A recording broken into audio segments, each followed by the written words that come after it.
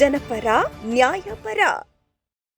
ತುಮಕೂರು ಜಿಲ್ಲಾ ಆಡಳಿತ, ಜಿಲ್ಲಾ ಪಂಚಾಯಿತಿ ಹಾಗೂ ಮಹಾನಗರ ಪಾಲಿಕೆ ವತಿಯಿಂದ ತುಮಕೂರಿನ ಅಮ್ಮಣ್ಣಿಕೆರೆ ಉದ್ಯಾನವನದಲ್ಲಿ ಆಯೋಜಿಸಲಾದ ಗ್ಯಾರಮೂರ್ತಿ ಪ್ರತಿಮೆ ಉದ್ಘಾಟನಾ ಸಮಾರಂಭ ಕೇಂದ್ರ ಸಚಿವರಾದ ವಿ ಸೋಮಣ್ಣ ಪಾಲ್ಗೊಂಡು ಪ್ರತಿಮೆ ಅನಾವರಣಗೊಳಿಸಲಾಯಿತು.